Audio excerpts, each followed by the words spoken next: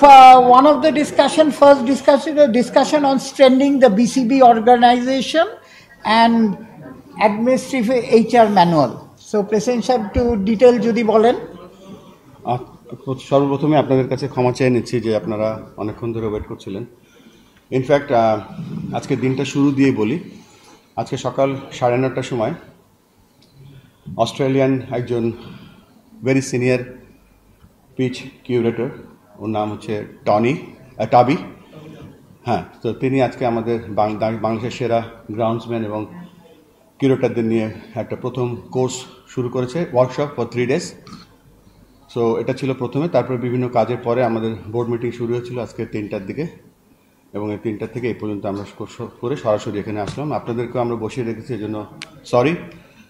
আমরা আমাদের যে সবসময় বলি যে আমাদের যে চার্টার সেটা হচ্ছে যে ট্রিপল সেঞ্চুরি, এবং ট্রিপল সেঞ্চুরির যে 3টা কাজ আমরা করছি, একটা 100% পারফরমেন্স, 100% ট্রাস্ট অ্যান্ড 100% রিচ, এবং 100% এর নিচে যে 4টা প্রোগ্রাম আছে এর মধ্যে সবথেকে গুরুত্বপূর্ণ প্রোগ্রাম, যেটা 4 নম্বর প্রোগ্রাম, সেটা হচ্ছে যে আমাদের বাংলাদেশ ক্রিকেট বোর্ডকে কীভাবে আমরা ওয়ার্ল্ড ক্লাস অর্গানাইজেশন হিসেবে অ্যাজ অর্গানাইজেশন তৈরি করব।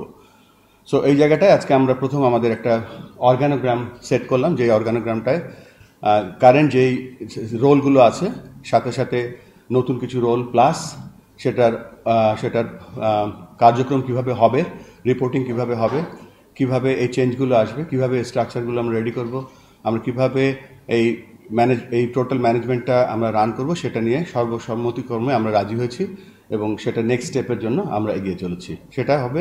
সেটা হচ্ছে যে আমাদের বাংলাদেশ ক্রিকেট বোর্ডের রিস্ট্রাকচার, এবং আমরা ওভারঅল আমাদের যে অর্গানোগ্রাম আছে সেটা নিয়ে আমরা একটা এফেক্টিভ এবং স্ট্রং গভর্নেন্স যেখানে থাকে সেটা নিয়ে আমরা কাজ করছি। সেটা আমাদের ওই ট্রিপল সেঞ্চুরি প্রোগ্রামের একটা অংশ। আমাদের সেকেন্ড ডিসকাশন হয়েছে যে আমরা একটা players award night, BCB award night করব, অ্যান্ড এটা আমাদের প্রেসিডেন্ট সাহেবের আইডিয়া, বহু বছর আগে হয়েছিল, এটা বন্ধ হয়ে গেছে। নট প্লেয়ার্স, ইভেন আপনাদেরও গ্রাউন্ডসম্যান এভরিবডি, উনি, হ্যাঁ। তো আমাদের ওই প্রোগ্রামেরই একটা অংশ, হাই পারফরমেন্স ফর অল এই প্রোগ্রামটার নাম। তার নিচে হচ্ছে প্লেয়ারদের মনোবল বৃদ্ধি করা বা তাদের কনফিডেন্স বিল্ড আপ করার জন্য আমরা, এবং যারা ক্রিকেট সংশ্লিষ্ট যারা আছেন সকলের মনোবল বৃদ্ধি করার জন্য আমরা একটা প্লেয়ার্স ক্রিকেট অ্যাওয়ার্ড নাইট করব, এবং সেটা আমরা কন্টিনিউ করব 1 বছরের জন্য না। প্রথমে আমরা একেবারে অ্যাটলিস্ট একটা কন্ট্রাক্টে আসবো বা একটা টেমপ্লেটে আসবো, কীভাবে আমরা এই পুরস্কারগুলো দিব সেটা আমরা একটা 4 বছর বা 5 বছর এটা প্ল্যান করছি। আমি একটা জিনিস বলতে ভুলে গিয়েছিলাম, যেটা এর আগে ছিল, স্ট্রেনথেন যে আমাদের অর্গানাইজেশন, তার প্রথম যে কাজটা করেছি আমরা, সেটা হচ্ছে যে আমরা কানেক্ট অ্যান্ড গ্রো যে প্রোগ্রামটা, তার আন্ডারে আমরা 25 বছরের টেস্ট পূর্তি পালন করলাম, এবং এর একটা অংশ ছিল, আমরা তো শুধুমাত্র টেস্ট 25 বছরের টেস্টের আলোচনা আমরা 20 যেটা সিলভার জুবিলি উদযাপন করলাম, বাট উদযাপনের মাধ্যমে আমরা আমাদের ট্রিপল সেঞ্চুরি একটা প্রোগ্রাম হচ্ছে কানেক্ট অ্যান্ড গ্রো। সো ওটার নামমাত্র গিয়ে আমরা সমস্ত বাংলাদেশের যে 7টা বিভাগ আছে, 7টা বিভাগে কিন্তু আমরা সেখানে এই যে আমাদের যে ডিসেন্ট্রালাইজেশনের যে লঞ্চ প্যাড, এটা সফট লঞ্চ প্যাড নিয়ে গিয়েছি, এবং সেখানে আমরা যে কাজটা করেছি যে আমরা ভিজুয়ালিটি টেস্ট করেছি, যে সেখানকার বিভাগীয় কমিশনার, ডিস্ট্রিক্ট কমিশনার, তারপর যারা সরকারি কর্মকর্তা আছে, জেলা ক্রীড়া সংস্থা, তাদের সাথে আমরা ইনিশিয়াল একটা বৈঠক করেছি যে কীভাবে আমরা ডিসেন্ট্রালাইজেশনটা করতে পারি। এর পেছনে যে কারণটা, সেটা যে বলছিলাম যে পরিকল্পনাটা, সেটা হচ্ছে যে আমাদের যে ডিস্ট্রিক্ট কোচগুলো আছে, এই ডিস্ট্রিক্ট কোচরা তাদের যে উপজেলাগুলো আছে, সেই উপজেলাতে তারা কীভাবে ক্রিকেট উন্নয়ন করবে, এই ডিস্ট্রিক্টের কোচটা কীভাবে বিভাগীয় কোচের কাছে তারা রিপোর্ট করবে, এবং বিভাগীয় কোচ কীভাবে ঢাকাকে রিপোর্ট করবে। সো এটা হচ্ছে আমাদের মেন, এটা কারণ ছিল আমাদের বিভিন্ন ডিস্ট্রিক্টে যাওয়া। আমরা সেখানে বাচ্চাদেরকে উদ্বুদ্ধ করেছি, বাট আমরা মেন যে কাজ ছিল সেটা হচ্ছে যে ওখানকার যে স্টেক হোল্ডার আছে তাদেরকে ম্যানেজ করা, সো দ্যাট আমরা এই ডিসেন্ট্রালাইজেশন প্রোগ্রামটা সুন্দরভাবে তাড়াতাড়ি করতে পারি। আর কিছু জিনিস দেখেছি, যেখানে ফেসিলিটি দেখেছি, প্লেয়ারদের কান্না শুনেছি, যে প্লেয়ার যখন কাঁদে এবং বলে যে 14 বছর ক্রিকেট খেলা হয় না তার ওখানে, তার 20 বছর তার ক্রিকেট খেলা হয় না, আমি অ্যাজ এ ক্রিকেটার আমার কাছে মনে হচ্ছে যে এটা অবিচার। সো এইগুলো আপনারা এই যে কাজটা করছেন, আপনাদেরও উচিত ছিল যে বাংলাদেশ ক্রিকেট বোর্ডকে জিজ্ঞেস করা যে কেন 14 বছর খেলা হয় না, 20 বছর খেলা হয় না। সো প্লেয়ারের কান্নাও শুনতে হয়েছে। সো এই কথাগুলো বলার কারণ হচ্ছে যে আমরা ডিসেন্ট্রালাইজেশন করছি এবং সেই কাজটা করার প্রথম ধাপ অত্যন্ত সফলভাবে আমরা পালন করতে পেরেছি। আমাদের ফোর্থ ডিসকাশন হয়েছে regarding the national selection panel. আমাদের যেহেতু একজন কম সিলেক্টর আছে, সেই ব্যাপারে একটা ডিসিশন নেওয়া হয়েছে। মিঠু ভাইয়ের সাথে আমি শুরু করি যে আমাদের এখানে যেখানে 3 জন ন্যাশনাল টিমের সিলেক্টর ছিল, সেখানে আমাদের 2 জন ছিল। আমরা সেখানে আরেকজনকে কিভাবে ওখানে নিতে পারি, এটা 2 জন সিলেক্টরের পক্ষে অনেক কঠিন হয়ে যাচ্ছে। এবং মেয়েদের যে সিলেকশন টিম আছে, সেখানে আমরা নীতিগতভাবে সিদ্ধান্ত নিয়েছি, সেখানে আমরা ফিমেল সিলেক্টর যুক্ত করব। এবং আস্তে আস্তে আমরা ফিমেল আমাদের যে উইমেন্স হাই পারফরমেন্স আছে, আমরা চেষ্টা করবো আস্তে আস্তে সমস্ত উইমেন্স সেট আপ সেখানে দেওয়ার জন্য। আরেকটা ডিসিশন নেওয়া হয়েছে যে আমরা বাংলাদেশ ক্রিকেট বোর্ড একটা অ্যাথলেট ম্যানেজমেন্ট সিস্টেম ব্র্যাক আইটির সাথে পার্টনারশিপে ডেভেলপ করে এটাকে এক্সিকিউট করা হচ্ছে। সো এটা কতটা ইম্পর্ট্যান্ট, এটা প্রেসিডেন্ট সাহেব একটু এক্সপ্লেন করে দেবেন, can this is his expertise. প্রথমে বলে নিচ্ছি যে আমরা কিন্তু আমাদের দেশীয় আইটি কোম্পানি ব্র্যাক, যারা নাকি অলমোস্ট পানির দামে আমাদেরকে এই সার্ভিসটা দিচ্ছে, যেটা পৃথিবীর সব হাই পারফরমেন্স টিম ইউজ করে। এটা অ্যাথলেট ম্যানেজমেন্ট সিস্টেম। বেসিক্যালি একটা অ্যাথলেট 24 ঘন্টা কী করছে সেটা সে মনিটর করতে পারে, তার হার্ট রেট, তার এন্ডোরেন্স, তার এনার্জি, তার এলিজিবিলিটি, সব কিছু সেটা মনিটর করতে পারে এবং সেটা একটা ডেটা সেন্টারে সেটা জমা হয়। সো ব্র্যাক আইটিকে আমরা ধন্যবাদ দিচ্ছি যে আমরা পরীক্ষামূলকভাবে 5 বছরের চুক্তিতে আমরা এটা শুরু করছি। But at the same time আমাদের অন্য যে বড় বড় প্রোগ্রামগুলো আছে, আমরা এআই টেকনোলজির মাধ্যমে আমরা ব্র্যাক আইটিকে কীভাবে আরও সম্পৃক্ত করতে পারি এবং আমাদের এই যে সিস্টেমগুলো আমরা কীভাবে আরও আপগ্রেড করতে পারি, আমরা ব্র্যাক আইটির সাথে কথা বলবো। বাট এই মুহূর্তে আমাদের অল প্লেয়ার্স, মানে আমি বলছি ন্যাশনাল টিম, আমাদের টাইগার্স টিম, আমাদের এইচপি টিম, আমাদের আন্ডার 19 টিম, সব জায়গায় আমরা এই অ্যাথলেট ম্যানেজমেন্ট সিস্টেমটা চালু করবো এবং এডুকেট করবো আমাদের প্লেয়ারদের। না, আমরা নীতিগতভাবে সিদ্ধান্ত নিয়েছি, বেশ কিছু নাম এখনো চলছে, এখনো ফাইনাল হয়নি, এই 2-1 দিনের মধ্যে হয়ে যাবে ইনশাল্লাহ। তারপরে গ্রাউন্ডসের ব্যাপারে আমাদের যেটা হয়েছে, যেহেতু আমাদের গ্রাউন্ড শর্টেজ অ্যান্ড কিছু গ্রাউন্ড আপনি জানেন যে আমরা ডেভেলপমেন্ট করছি, সো এখানে national cricket ground Purbachal, ground 1 national cricket ground Purbachal, ground 2 শহীদ রিয়াগোপ স্টেডিয়াম ফতুল্লা ইনার, শহীদ রিয়াগোপ ক্রিকেট স্টেডিয়াম আউটার, এটাকে খুব জরুরি ভিত্তিতে আপগ্রেড করে খেলার উপযোগী করার জন্য অ্যাপ্রুভাল আমরা ফিজিক্যাল ভিজিটও করেছি সকাল 10:30-11টার দিকে সেখানে, এবং আমাদের কাছে মনে হয়েছে যে এত বড় একটা ঢাকার কাছে স্টেডিয়ামটা থেমে আছে। তো সেখানে আপাতত আমরা স্টেজ ওয়ান পদ্ধতিতে আমরা আগাচ্ছি, যাতে খেলাগুলো শুরু করে দেই। এবং সেখানে মিঠু ভাই পরে হয়তো আসবে, আমরা একটা হাই পারফরমেন্স সেন্টার করতে যাচ্ছি। সেই সেন্টারটায় একটা কম্পোজিট সিস্টেম থাকবে, সেখানে ইনডোর আউটডোর ফেসিলিটি থাকবে, সেখানে রেসিডেন্সিয়াল সেট থাকবে, সেখানে সব ধরনের থেরাপি সিস্টেম থাকবে, সেখানে পুল সাপোর্ট যেগুলো থাকবে। আমি অত ডিটেল, আমি সায়েন্টিস্ট না, বাট যে একটা কম্প্রিহেন্সিভ যা সাপোর্ট দরকার সব কিছু আমরা ওখানে করব এবং সেটার কাজ দ্রুত আমরা শুরু করে দেবো। আর ওই মাঠের উন্নয়ন সেটা করব এবং পরবর্তী হয়তো স্টেজ 2 স্টেডিয়ামের দিকে আমরা আগাবো আস্তে আস্তে ফতুল্লাতে। এবং পূর্বাচলে এবং পূর্বাচলে এই জায়গাটা যেটা বেছে নেওয়া হয়েছে, এটা আমাদের মেইন গ্রাউন্ড নাম্বার 1 এবং গ্রাউন্ড নাম্বার 2 মাঝামাঝি। পূর্বাচল স্টেডিয়ামের মাস্টার প্ল্যানের সাথে প্ল্যানিং করে এটা করা হচ্ছে। আর একটা আমাদের প্রেসিডেন্ট সাহেবের এটা নিজস্ব প্রজেক্ট, যেটা হচ্ছে যে ওনার ওয়ান অফ দ্য প্ল্যানিংয়ের পার্ট এটা, যে উনি ঢাকার আশেপাশের বেশ কিছু গ্রাউন্ড প্র্যাকটিস ফ্যাসিলিটি, খেলা না হলেও যাতে প্র্যাকটিস ফ্যাসিলিটি ইমপ্রুভ করা যায়, অ্যান্ড টিমের প্র্যাকটিস করারও জায়গা থাকে না, হয়তো খেলার মাঠের সাইজ ছোট, কিন্তু প্র্যাকটিস ফ্যাসিলিটিগুলি ক্রিকেট বোর্ড নিজেদের উদ্যোগে এই ক্রিকেট ফ্যাসিলিটি ইমপ্রুভ করবে। হয়তো সেটা ম্যাসিভ টার্ফ উইকেট হবে না, বা ঢাকা শহরের মধ্যে বিভিন্ন জায়গায় যেখানে বেসিক ফ্যাসিলিটি থাকবে, যেমন ধরেন সিমেন্ট উইকেট হতে পারে, যদি জায়গা থেকে টার্ফ উইকেটও হতে পারে, তবে সেটা বিসিবি তত্ত্বাবধানে হবে। বাট ওটা হয়তো একটা কমিউনিটি ক্রিকেটের জন্য হতে পারে, ওই এলাকার ক্লাবের জন্য হতে পারে, ফার্স্ট ডিভিশন ক্লাবের জন্য হতে পারে। আমরা শুরু করছি দুটো দিয়ে, তারপর যেখানে যে জায়গা পাবো সেখানে আমরা চেষ্টা করবো সেই ফ্যাসিলিটিগুলো। একটা হচ্ছে গোপীবাগে, হ্যাঁ, আরেকটা আর ইন্দিরা রোড। ইন্দিরা রোড। সে আমরা 2-3টা মানে মাঠে মাল্টিপারপাস, মিঠু ভাই যেটা বললো, মাল্টিপারপাস ক্রিকেটই প্র্যাকটিস হবে সেখানে, কিন্তু সেখানে ক্লাবও করবে, ফার্স্ট ডিভিশন ক্লাবও করবে, আর কমিউনিটিও করবে, so that everybody can use that facility. তারপরে আপনার একটা এটাও আমাদের প্রেসিডেন্ট সাহেবের আইডিয়া, যে বিসিবি টার্ফ ম্যানেজমেন্ট উইং বানানো হচ্ছে। এটা সম্বন্ধে আমি এখানে মিঠু ভাইকে বলছি, মিঠু ভাই একটুখানি বাড়িয়ে বাড়িয়ে বলছে, এটা আমার একলা না, এটা সবাই মিলে করছি।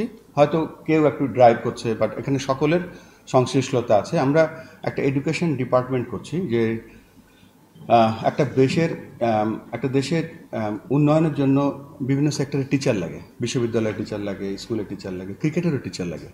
সো গত 17 বছরে আমাদের একটা লেভেল 2 কোর্স হয়েছে মাত্র কোচিংয়ের জন্য। আমাদের যে বিভাগীয় কোচরা আছে, 64টা জেলায় 64টা কোচ আছে, তারপর বিভাগীয় কোচ আছে, তাদের কোয়ালিফিকেশনটা কি, তাদের কোয়ালিফিকেশন কীভাবে আপগ্রেড করতে হবে, ওই উপজেলায় ট্যালেন্ট খোঁজার জন্য তাদের এই কারেন্ট স্টেটাস, কারেন্ট কোয়ালিফিকেশনের সাথে আর কি অ্যাড করা যায়, এজন্য আমরা কোচিং একটা এডুকেশন সিস্টেম করব। আমাদের টার্ফ ম্যানেজমেন্টের জন্য একটা টার্ফ ম্যানেজমেন্ট উইং করব।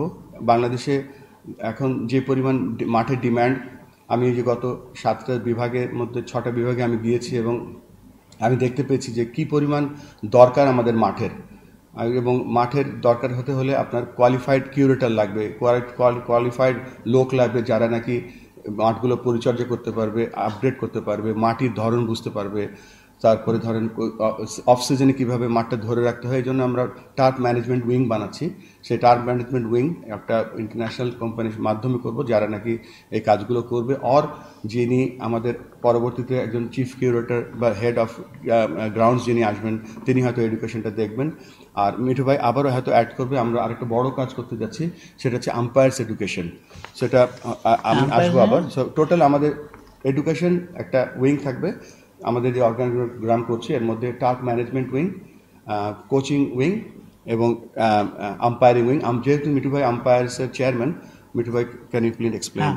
So we have recently contacted, আপনি জানবেন যে former elite umpire Simon Taufel, সে নানান দেশের আম্পায়ার ডেভেলপমেন্ট, ইভেন সে আইসিসির সেও সিমিলার কাজ করে। তো তার সাথে আমরা লাস্ট 4-5 মাস আমরা অনেক দিন ধরেই কথা বলছিলাম, কিন্তু এটা এখন আমরা করেছি কি, এটা এখন অ্যাপ্রুভ করা হয়েছে বোর্ডে, যে এটা দিয়ে হবে কি, আম্পায়ার পাথওয়ে স্ট্যাবলিশ করা হবে of a clear progressive development of framework, umpire assessment process, criteria, implementation of objective and transparent evaluation mechanism করব আমরা।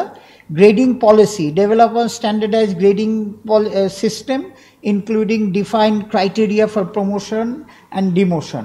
মানে আমরা কম্পিটিটিভ রাখার জন্য, সারা দুনিয়াতে আছে, সেই সাইমন টাফেলকে আমরা তার আন্ডারে আমরা তাকে 3 বছরের এটা কন্ট্রাক্ট, 3 বছরে ফেজ 1, ফেজ 2, ফেজ 3-তে গিয়ে করা হবে।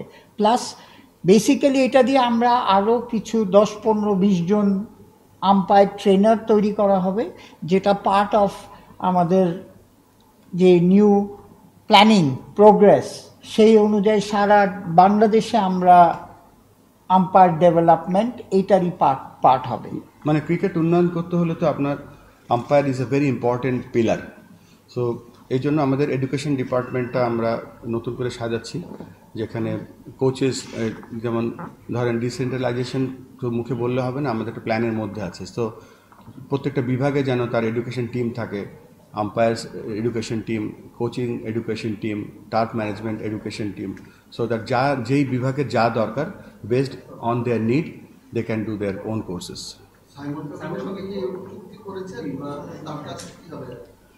সাইমনের সাথে আমাদের অলমোস্ট চুক্তি ডান, তিনি প্রপোজাল দিয়েছেন এবং কি কি তিনি অফার করছেন 3 বছরের জন্য। এবং তিনি আরেকটা যেটা এই মুহূর্তে সাইমন ইজ ভেরি বিজি, উনি মেজর লিগ করছে, উনি আইএল টি20 করে, আইসিসি একাডেমির সাথে কাজ করেন, আমাদের সাথে তিনি রাজি হয়েছেন এবং আমি ক্রেডিট দিই আমাদের আম্পায়ার্স ডিপার্টমেন্টের চেয়ারম্যান মিঠু ভাইকে, তিনি অনেক দিন ধরে এই কাজটা করছিলেন। আলহামদুলিল্লাহ সেটা আমরা অলমোস্ট ওনার টিম আসবে, টিম এসে not only him, he will bring a team and এই পুরা প্রোগ্রামটা করবেন তিনি। আচ্ছা, না 3 বছরের উনি আসা যাবে, 3 বছরের কন্ট্রাক্ট। হ্যাঁ, এই কন্ট্রাক্ট এখনো হয়নি আন্ডার, হ্যাঁ উনি নিজেও ইনক্লুডেড। এখন কি প্রসেসে করবো ওটা উনি আসলে ডেফিনেটলি আপনাদের সামনে নিয়ে আসবো।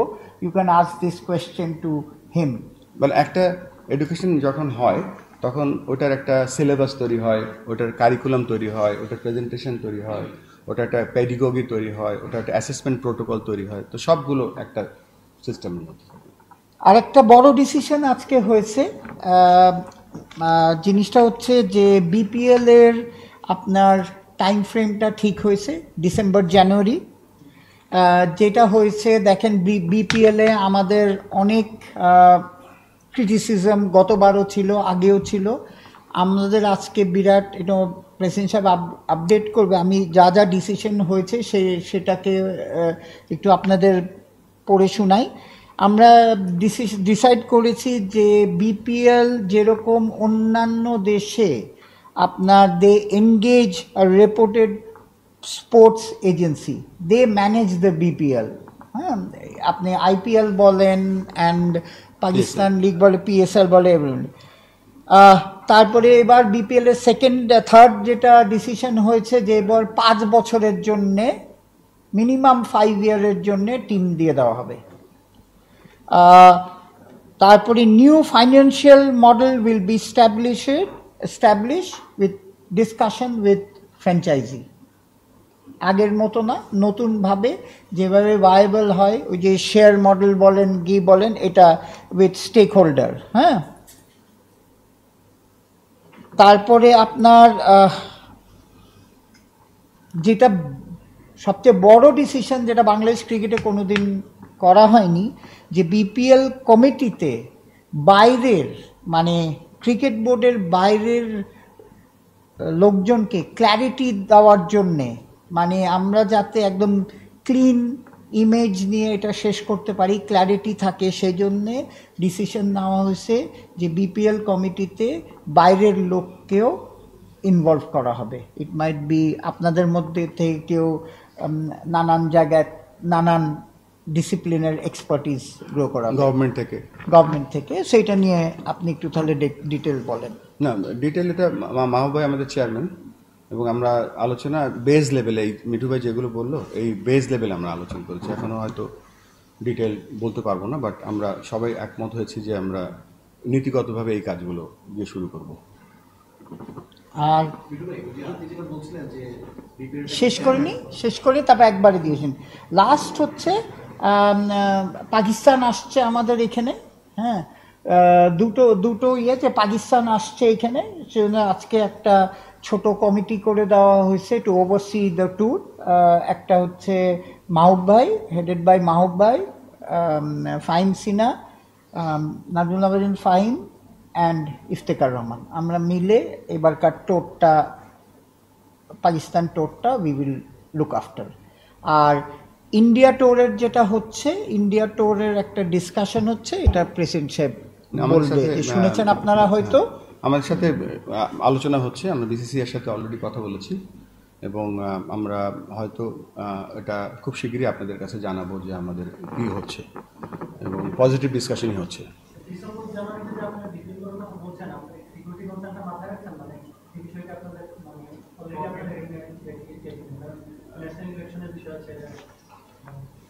সব কিছুই মাথায় রেখেই এই ডিসেম্বর অ্যান্ড জানুয়ারির মধ্যে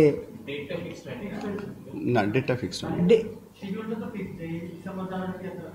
হ্যাঁ, জি জি জি জি। ওয়ান মিনিট শেষ করে নিই। আর লাস্টটা হচ্ছে যে আমরা কিছু player, organiser, cricket player, former Bangladesh team player, তাদের প্লাস কিছু আমাদের ফর্মার কারেন্ট স্টাফ, এদের মেডিকেল কন্ডিশনের জন্যে আমরা কিছু আম্পায়ার্স, এদের কিছু আমরা সাপোর্ট অ্যাসিস্ট্যান্ট অ্যাপ্রুভ করেছি। এখন দাঁড়ান, একজন একজন করে বলি, আগে এইদিকে শেষ করি, তারপর আপনাদের কাছে আসি, বা আপনারা কোন দিকে শুরু করব বলেন? হ্যাঁ, আচ্ছা মাসুদ ভাই বলেন, তারপরে তুমি কথা বলবো। ক্লিয়ার করলে ভালো যে আলোচনাটা আছে যে আগামী মাস হচ্ছে অগস্ট মাস, বাংলাদেশের প্রেক্ষিতে অনেক বড় একটা মাস, কিন্তু সেটার কারণে ইন্ডিয়া আসলে আগস্টে আসতে চাচ্ছে না, একটু পরে আসতে চাচ্ছে। একটু যদি ক্লিয়ার করতেন যে আলোচনাটা কোন পর্যায়ে আসছে। না, এটা আগস্ট বা সেপ্টেম্বর বলে কিছু না, এটা আলোচনা চলছে যে কিভাবে আমরা এই সিরিজটা করতে পারি।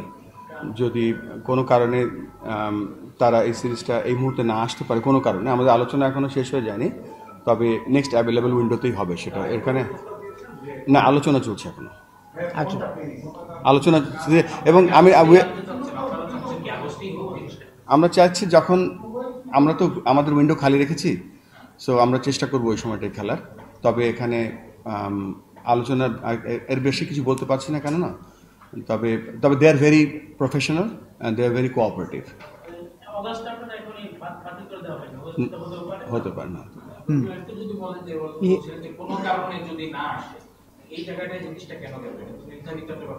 হ্যাঁ, এটা নির্ধারিত ছিল, তবে তারা কিছু কনসার্ন, তাদের কিছু অন্যান্য team except the national team ইন্ডিয়াতে, ইংল্যান্ডে গিয়েছে, তারা দেশের তাদের কিছু সিদ্ধান্ত অপেক্ষা করছে সরকারের পক্ষ থেকে। তাদের আন্ডার-23 টিম শ্রীলঙ্কায় যাওয়ার কথা ছিল, সেটাও পোস্টপোন হয়েছে। বাট আমাদের সাথে যেই পর্যায়ে আলোচনা হয়েছে, এখনো আমরা আশাবাদী। তুমি বলবা? তুমি বলো, একজন একজন করে বলো।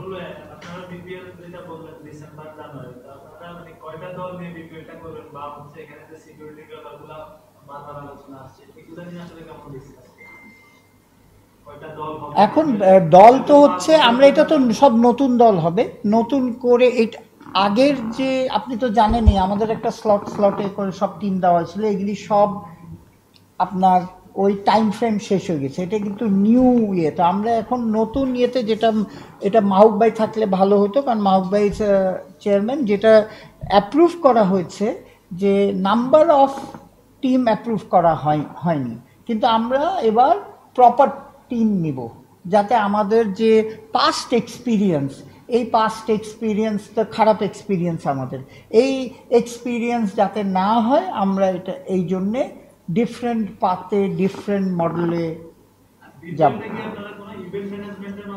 জি জি জি জি জি, ইন্টারন্যাশনাল রিপোর্টেড এজেন্সি। হ্যাঁ বলেন, দেন আমি এদিকে আসতেছি, রাখো কোয়েশ্চেন। হ্যাঁ, বিপিএল এর, আচ্ছা ঠিক আছে। স্ট্যাটাসের যে 25 বছর পূর্তি উপলক্ষে যে আয়োজনটা আপনারা করেছেন, সেটা বেশ সফলভাবে আয়োজনটা করেছেন, এবং আপনি ডিসেন্ট্রালাইজেশনের কথাও বললেন। আপনার কাছে কি মনে হয় না, আপনি এবং ক্রিকেটারদের আকুতির কথাও বলছিলেন যে তারা বছরের পর বছর ধরে লিগ থেকে বঞ্চিত হচ্ছে, তো অনূর্ধ্ব 12 যে আপনারা কার্নিভালটা করেছেন, এটা এক প্রকার ফান গেম ক্রিকেটারদের মধ্যে আগ্রহ তৈরির ক্ষেত্রে। তবে যেটা দেখা যায় যে বাংলাদেশের মানুষ ক্রিকেট নিয়ে বরাবরই আগ্রহী, তাই নতুন করে আগ্রহ তৈরির খুব একটা প্রয়োজন আছে বলে আসলে অনেকেই মনে করেন। রাদার এইখানে যারা ক্রিকেটাররা বছরের পর বছর লিগ খেলতে পারেনি, তাদের জন্য যদি লিগটা আয়োজন করা যেত, তাহলে আপনাদের এই কার্নিভালটা বা আয়োজনটা আরো না, ভেরি গুড, একটা ক্লিয়ার করি। কার্নিভাল আর ইভেন্ট এক জিনিস না। কার্নিভাল হচ্ছে একটা দিনের কর্মসূচি বা 2টা দিনের কর্মসূচি। এখানে আমরা আমাদের প্রোগ্রামটার নাম হচ্ছে কানেক্ট অ্যান্ড গ্রো। আমরা কানেক্ট করছি একটা বাচ্চার সাথে, কিন্তু কানেক্ট করছি সেই বিভাগের যে কমিশনার, তার সাথে কানেক্ট করছি, ডিস্ট্রিক্ট কমিশনের সাথে কানেক্ট করছি, জেলা ক্রীড়া সংস্থার সাথে কানেক্ট করছি, কারেন্ট ক্রিকেটারদের সাথে। সো ওদের খেলাটা আপনারা খুব হাইলাইট করছেন, সেটা কোনো হাইলাইট করার ব্যাপার না। আমি আবারও বলছি, যখন একটা ক্রিকেটার বলে যে আমরা বিশ্বকাপ খেলি মানে হচ্ছে যে 4 বছরে একবার লিগ খেলে। আবার একটা জায়গায় গিয়ে দেখছি যে 20 বছর ধরে খেলা হয় না। তো এই জিনিসগুলি আইডেন্টিফাই কেন করিনি? আমি একজন বোর্ড প্রেসিডেন্ট হিসেবে আমি কেন যাব প্রত্যেক দিন বিভিন্ন রিজনে? আমার তো একটা ফিজিক্যাল অ্যাটেন্ডেন্সের দরকার আছে।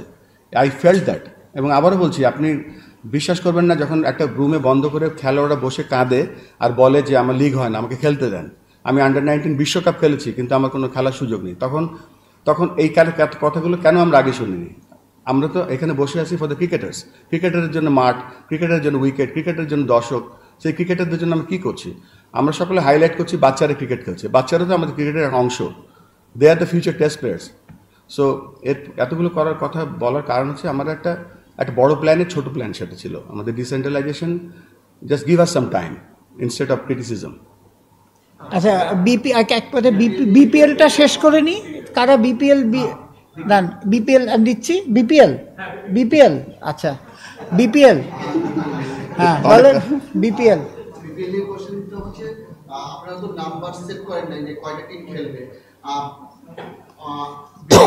টিমগুলোর ক্ষেত্রে কোনো ক্রাইটেরিয়া কি আছে যে কারা পেতে পারে? আজকে আমরা দেখেছি একজন একটা কথা বলতে এসেছিল, একটা কথা বলতে নোয়াখালীকে টিম নিতে চায়। সেক্ষেত্রে নোয়াখালীর পক্ষে মানুষের টিম নেওয়ার কোনো সুযোগ আছে কিনা, ক্রাইটেরিয়াটা কি, বা আপনারা কি? বেসিক্যালি ক্রাইটেরিয়াটা হচ্ছে আমরা যারা এরকম লিগ অ্যারেঞ্জ করেছে, যেটা আপনারা বললাম, একটা event management company world recognised, যারা করেছে তাদের অ্যাপয়েন্টমেন্ট করে তাদেরও অ্যাডভাইস নিয়ে, আমাদের এক্সপিরিয়েন্স নিয়ে আমরা নতুন মডেল তৈরি করতে চাই। এখানে কেন নাম্বারটা ঠিক না, আমরা যদি ধরেন লেটস সে বললাম যে 10টা টিম, কিন্তু 10টা টিম আমরা প্রপার টিম পেলাম না, তখন আমরা হয়তো 7টা টিমে করব। যদি 7টা টিম পেলাম না, 7টার নাম্বার করলাম, কিন্তু 5টা টিম পেলাম, প্রপার 5টা টিমেই করব। আমরা আবার এই রাজশাহীর এক্সপিরিয়েন্স আমরা নিতে চাই না। যদি যেই নাম্বার অফ টিম আমাদের ক্রাইটেরিয়ায় এবং যেই ডিসিশনটা ক্রিকেট বোর্ড নিয়েছে, যেই ক্রাইটেরিয়া আমরা সেট করব, সেই ক্রাইটেরিয়ায় ফিট করলেই আমরা ওই টিম নিব।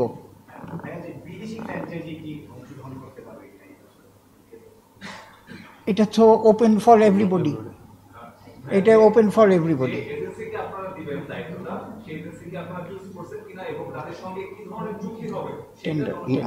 এখনো একটা টেন্ডার প্রসেসের মাধ্যমে যাব। টেন্ডার প্রসেস হবে, ওপেন টেন্ডার হবে। এখন everything will be open with transparent clarity. Open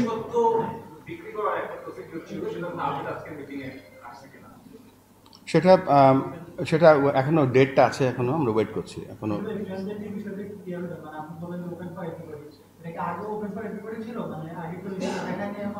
জি,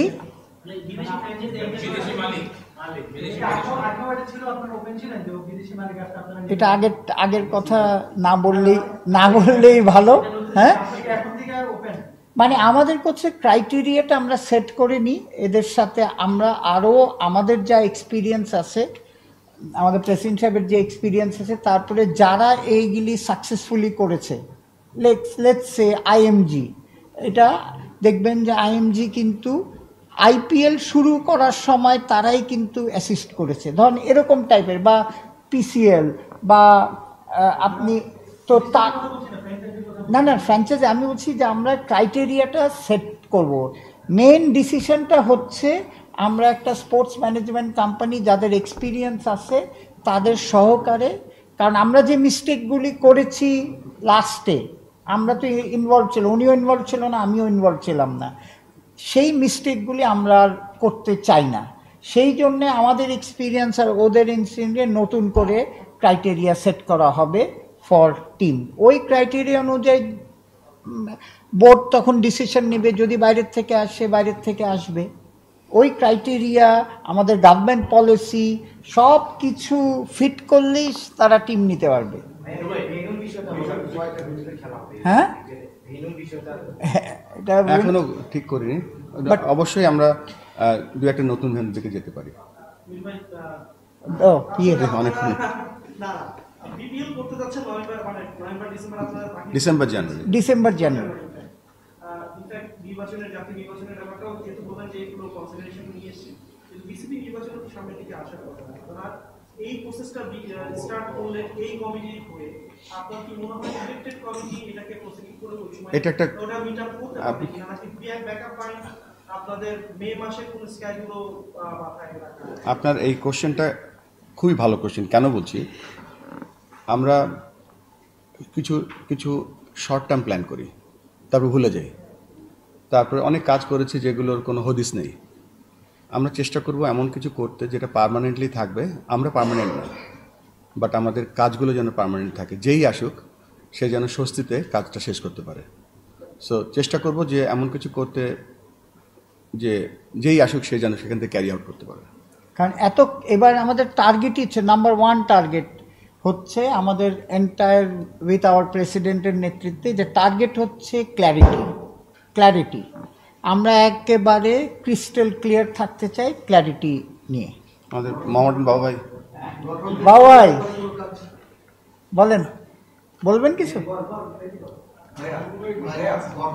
এক মিনিট হ্যাঁ বলছি কি কোনটা কারণ আপনি যেটা বলছেন যে সামনে যদি ক্যারি ফরওয়ার্ড করতে হয় অন্য লোক আসবে, অন্য লোক ক্যারি ফরওয়ার্ড করবে, আপনার তো এটা কনস্টিটিউশনালি হয়তো একটা এফেক্ট রাখতে হবে যে ওই লোকগুলোও কনসিডার করে আপনারা যে চেঞ্জ নেন। আমি মানে অত এক্সপার্ট না কনস্টিটিউশন নিয়ে, আমি ভুল বলতে চাই না কিছু। এটা এখনো স্টার্ট হয়নি। অনেস্টলি যেটা বললাম, ক্ল্যারিটি এখনো, মানে আমাদের হাতে অন্য এত কাজ, এটাও ইনশাল্লাহ হবে নিশ্চয়ই। আমরা হাই লেভেল বলতে গেলে বলছি যে আমরা যে প্ল্যানগুলো করব সেই প্ল্যানগুলো রয়ে যাবে এবং যেই নতুন আসবে বা যারাই থাকবে তাদের যেন ওই কাজটা কন্টিনিউ করতে পারে, থেমে না যায়। মানে হাই লেভেল বলছি। সংশোধনের কাজকে শুরু করেছিল আমার বিভিন্ন বিতর্কের কারণে আমরা বন্ধ হয়ে গেছে, কমিটিটাও বাতিল করা হয়েছে। আপনারা এটা আবার এনএসসি আছেন যুব ক্রীড়া উপদেষ্টা, তিনি বলছেন যে গঠনতন্ত্র সংশোধন করেই সময় মতো নির্বাচন করতে চাই, সেক্ষেত্রে তো গঠনতন্ত্র সংশোধনের কাজটা এগিয়ে নিতে পারে। আপনারা কি এটা কাজটা শুরু করেছেন বা কোন পর্যায়ে আছে? এখনো কিছু শুরু করিনি আমরা। আমি এই মুহূর্তে কিছু বলতে পারছি না। একটা বিষয় হচ্ছে আপনি যেটা ওয়ার্ড বলেছেন যে খুব বেশি সমালোচনা হয়, এখন অনেক দেরি হয়, কিছু জায়গা আছে চলে তৈরি হয়ে যায়, যেমন মানে চলে আসে, যেমন শান্ত ক্যাপ্টেন্সি পরিবর্তন হয়েছে, মানে আমরা বিভিন্ন জায়গাতে বিভিন্ন রকমের ব্যাখ্যা পেয়েছি। ফাইন ভাই একটা কথা বলেছেন, বা এর আগে বিজু ভাইয়া ব্যাখ্যা দিয়েছেন, ফাইন ভাইকে আপনি পাঠিয়েছেন যেন আটকায়, রস বলেছে যে আপনার হঠাৎ করেই বদলানো হয়েছে, শান্ত জানছে আগের দিন। যদি একটু ফ্যাক্টটা জানতে পারতাম, কারণ এগুলো অনেক জায়গায় অনেকভাবে হয়ে যায়, তো এই জন্য কথাগুলো আসে, আর সেক্ষেত্রে সমস্যা তৈরি হয়। মানে শান্ত ওডিআই ক্যাপ্টেন্সি যাওয়া, টেস্ট ক্যাপ্টেন্সিতে আবার হঠাৎ করে সেরকম ঘোষণা দেওয়া, এবং যেভাবে দিয়েছে তাদের মনে হচ্ছে যে নতুন প্রজন্ম আসবে ওই ক্যাপ্টেন্সিকে বার্ডেন মনে করছে, বা অনেকে আসতে যাচ্ছে। আমরা দেখছি 19 সালে মুসলিম জানি বা যদি ব্যাখ্যা করতেন বা ফ্যাক্টটা। আমাদের এখন সিরিজ চলছে শ্রীলঙ্কাতে, আমাদের টেস্ট ম্যাচ শেষ হলো, আমাদের ওডিআই সিরিজ শুরু হচ্ছে। সিরিজের মাঝখানে এই ধরনের কোনো কন্ট্রোভার্সি দেখতে চাচ্ছি না। আমরা সিরিজের শেষে অবশ্যই বলবো।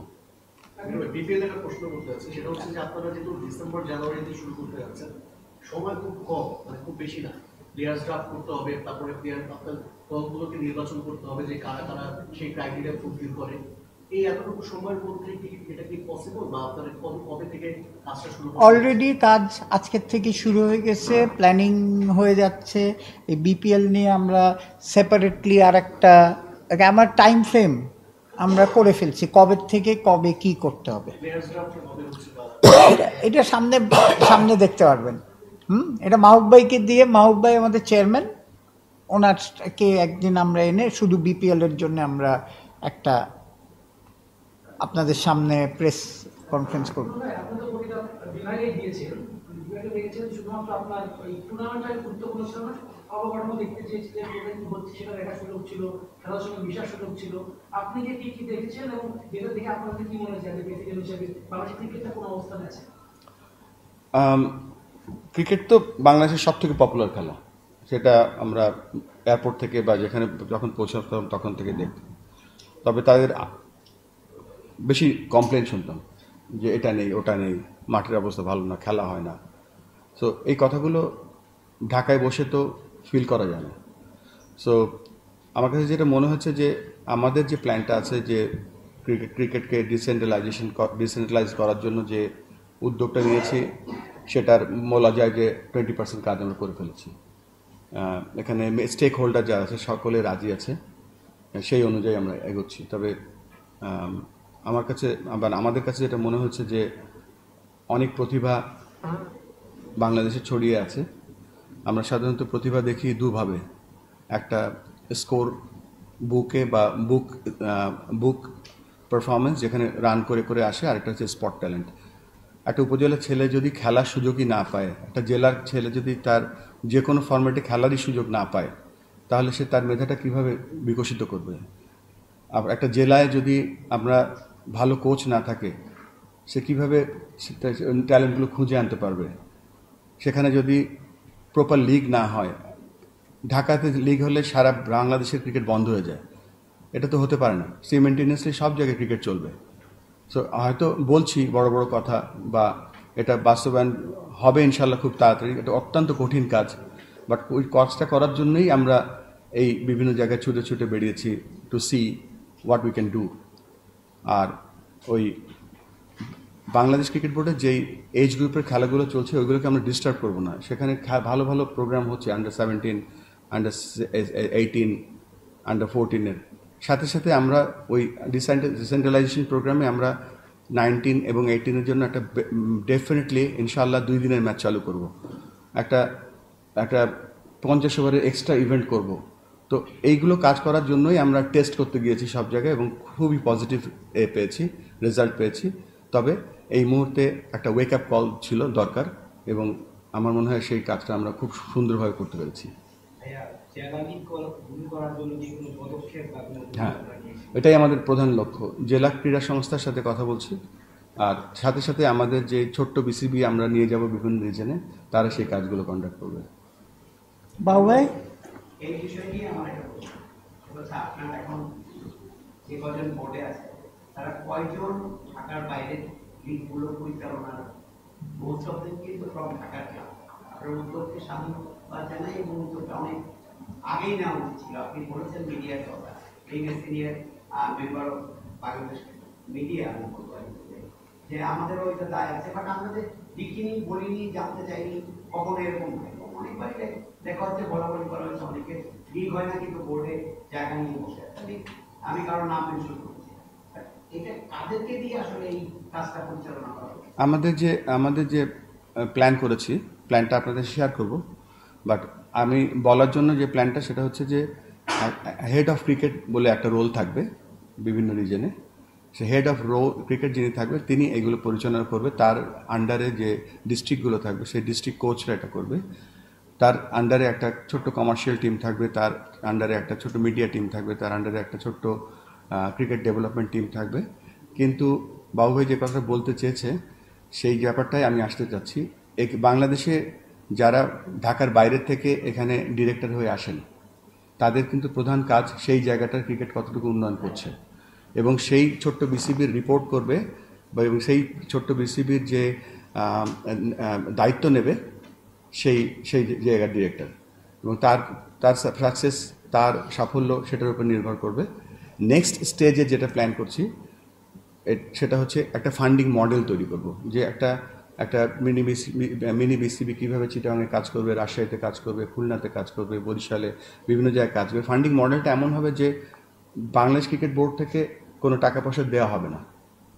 টাকা পয়সা তারা অর্জন করবে নাম্বার অফ প্লেয়ার্সের মাধ্যমে, নাম্বার অফ ফিমেল প্লেয়ার্সের মাধ্যমে, নাম্বার অফ ম্যাচেসের মাধ্যমে, নাম্বার অফ কোচেসের মাধ্যমে।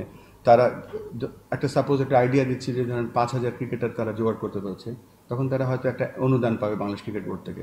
সবথেকে বেশি যে জায়গাটা আমরা ফান্ডিং মডেল বলছি, যেখানে নন বিসিবি ইনকাম, মানে বিসিবি সাপোর্ট ছাড়া তারা যদি কোনো ফাইন্যান্সিয়াল সাপোর্ট নিয়ে আসতে পারে, তাদেরকে সেই জায়গায় ডবল টাকা দেওয়া হবে। সো একটা ফান্ডিং মডেলও তৈরি করছি নেক্সট স্টেজের জন্য। বাবা, আপনাকে আরেকটু ক্লিয়ার করি যে যেই জায়গার যেই ডিরেক্টর থাকবে, সে থাকবে অ্যাকাউন্টেবল, বাট প্রপার অপারেশনটা রান করবে ওই ছোট্ট বিসিবির হেড অফ ক্রিকেট। আর কিছু আছে? লাস্ট 5 বছরের জন্য বিপিএল এর দলগুলো নেওয়া জি রাজশাহী তাদের অনেক পেমেন্ট ইস্যু আছে, অনেক ক্রিকেটাররা বলেছেন আপনাদের দিকে তাকিয়ে আছেন, যদি আসলে দলগুলোকে বাতিল করে পেমেন্টের ব্যাপারে আপনারা কি ভাবছেন? বিপুল পক্ষে আছে যেটা আগেই বলেছি, দেখেন যেটা আমরা আগের বোর্ডে ডিসিশন নেওয়া হয়েছিল, যেটা অলরেডি প্রসেসে আছে, আমরা অনেক পেমেন্ট করেছি। আমাদের থেকে যে পেমেন্ট পেত, আমরা কিন্তু খালি অকশনে যে প্লেয়াররা, সেটার প্রতি কিন্তু দায়বদ্ধতাটা আমাদের আছে। সেই তাদের আমরা, আমাদের ফার্স্ট প্রায়োরিটি হচ্ছে তাদের আমরা দিয়ে দিয়েছি, কারণ সেই হিসাবটা কিন্তু আমরা চেয়েছিলাম। আপনারা খুশি হবেন যে আমরা কিন্তু সেইগুলি, যেই হিসাবটা আমাদের দেওয়া হয়েছিল সেই হিসাবে আমরা টাকা ডিসবার্স হয়ে গেছে, ড্রাফটেড প্লেয়ার যারা, ড্রাফটের প্লেয়ারগুলি। হ্যাঁ, আর বাকিগুলি এখন আপনি পার্সোনালি আপনি কাউকে এনগেজ করছে, এটা তো দায়বদ্ধতা ক্রিকেট বোর্ড নিতে পারে না। ধরেন কথার কথা বলছি যে শহীদ আফ্রিদিকে এনেছেন, বা কোনো ওই যে ক্যানাডার থেকে এক মহিলা প্রেজেন্টার এনেছেন, এটা তো আপনাদের সাথে তাদের পার্সোনাল কন্ট্রাক্ট। কিন্তু ড্রাফটের প্লেয়াররা we are going to take care, আমরা কোনো টাকাই ছাড়বো না ওইগুলি শেষ না হলে। আপনাদের প্রশ্নগুলো শুনে মনে হচ্ছে বিপিএল খুব পপুলার আসলে। Last question. অলরেডি উত্তর দেওয়া হয়েছে। গুড নিউজ এটা হচ্ছে, হ্যাঁ অবশ্যই ওই যে মিঠু ভাই যেটা বললো, একটা ক্রাইটেরিয়ার মধ্যে আমরা যখন টেন্ডার করব, আমরা কিন্তু আবার এটা ওপেন টেন্ডার কল করব, তারপর ক্রাইটেরিয়া একটা এর মধ্যেই সেট করে যখন আমরা চাবো, সেই ক্রাইটেরিয়ায় ফিট ইন করলে পাবে। ইট ইজ নট ইয়ে, কিন্তু আপনি অ্যাপ্লিকেশন করলেই তো হলো না। আমরা তো আবার রিপিট করছি, রাজশাহী বলেন আর অন্যান্য যে সমস্যা হয়েছে, সেই সমস্যায় আমরা যেতে পারছি না।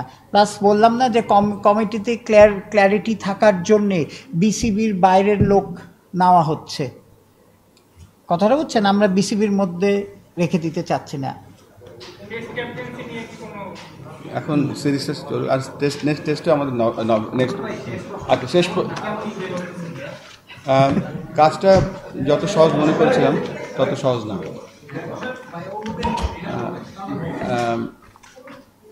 আমার আজকে আমার এই রোলটার আজকে আমার জন্মদিন, 1 মাস হলো, এবং 1 মাসে অনেক শিখছি আপনাদের কাছ থেকে, যেগুলো আগে কখনো শিখিনি।